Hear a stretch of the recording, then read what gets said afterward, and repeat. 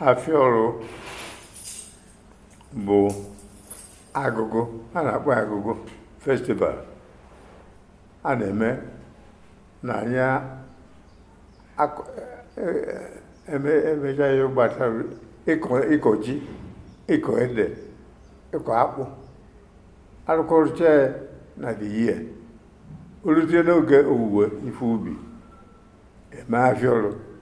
to close that enweghị arụchago ọrụ for the year n'ọzọ oriri ebidozie harvest be ọnya bụ Afia-Olu o nwere ife ọzọ ọ dị mkpa na ebe o ji dị mkpa bụ na ebidogodo from beginning of the year activities are there. For instance, kwadobe ebe anyị akọja na-akpọ ịkpata ala akpata ala evuwe mkpu ọkọchị maka na o nwere ọnwa gara na nkịtị activities real farmer akọchacha ala n'oge ahụ from January to February a na-efu nkwụ oge mgbe ma na-egberi eji egbu afịa aja ngwuru so alụcha aka efucha nkwụ abachacha ebido kọwa ji a na-akọ ji a na-asụ a na-ede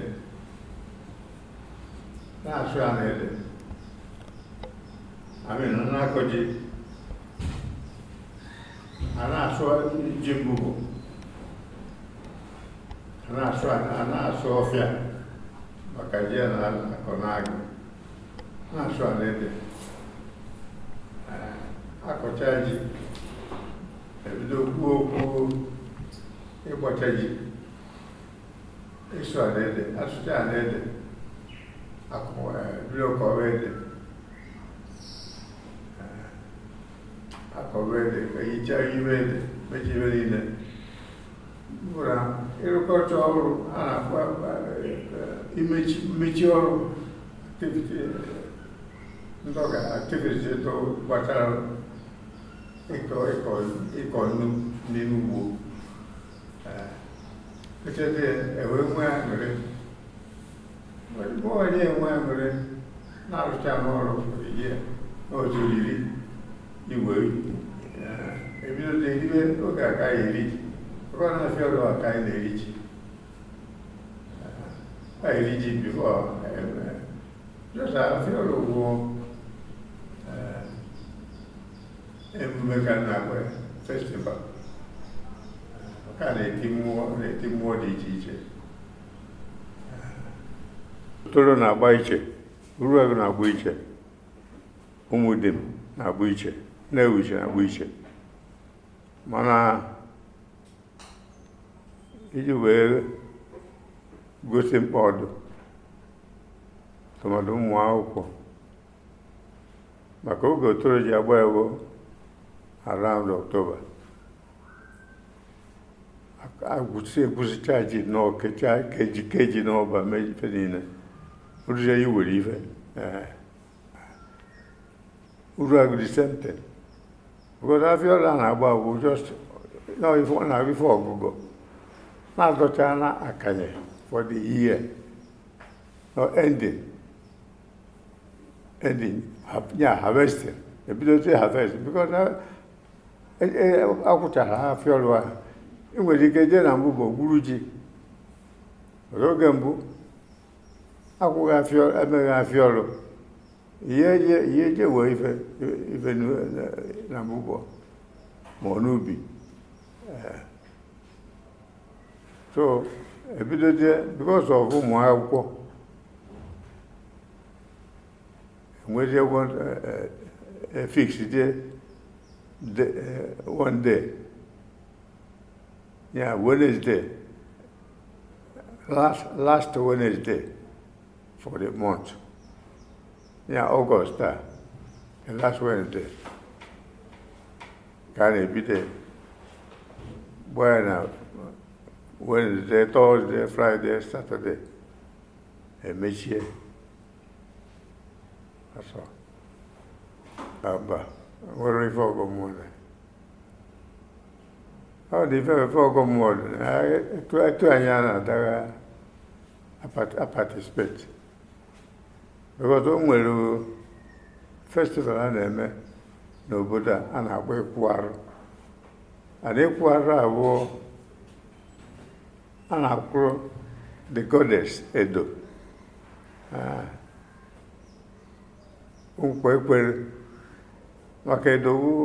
mmadụ it's a human being, a beautiful lady tụpụta na oge ịnụ di lady na-abịara ya mmụọba anya na-akpọ ezemewi wee jebe okwu ya na n'obi na idemmiri na n'obi ọmaliko bụ mmụọ abatete jee okwu ya ịnụ ya na n'obi wee chọwadị onye ka ọ ya adawara idemmiri wee jụọ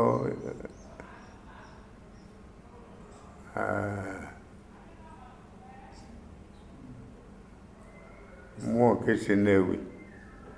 ejemewi sị ịchọkwara ịnụ nwata nwaanyị ya sị na ịchọrọ ịnụ ya sị ọra ọ bụ na ya nụ ya n'ọnwụ ụzọ ife ise ị ga-ada emeri ya anyị dakwụrụ ya arụ na-agbara ya ọta na-esiri ya ebiri bụ oge ụmụ agbọghọ machọrọ ịnụ di ọ bụ na-ebiri ya ka a na-edozi ha akwadobe ha a na-enwe di na-ebiri deni ya na-esiri ya oso na-emekọrọ ya mpụta nwa ịtụrụ ya nzu mpụta nwa. So these 5 festivals first even ka o kwetara na nkwa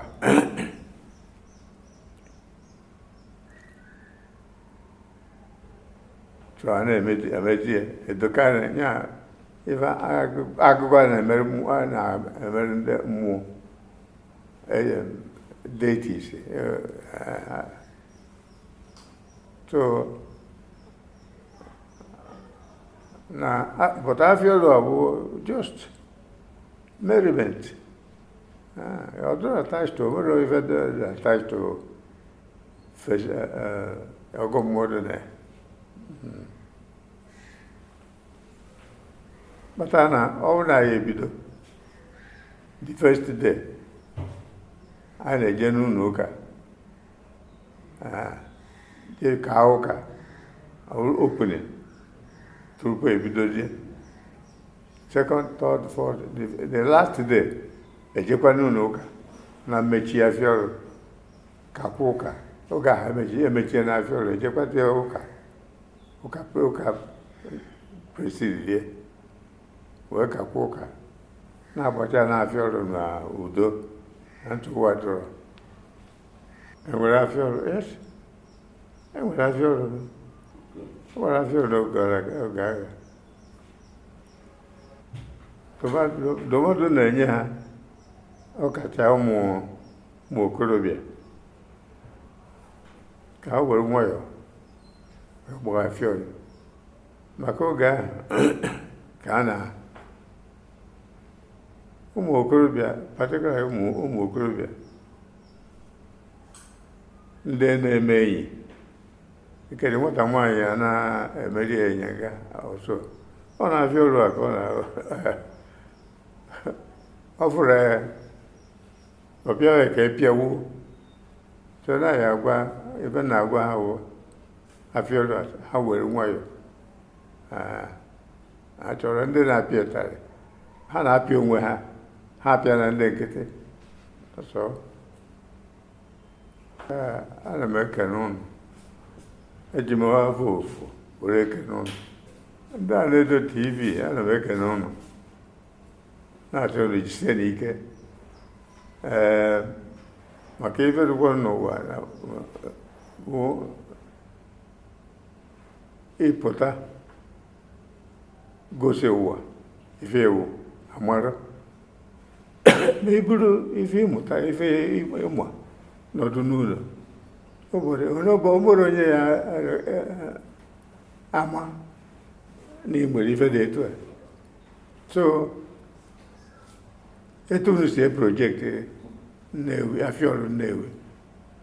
ọ ife dị mmarị nne olu ife Chukwu edewe unu na-arụ ya karịa etu unu dị anya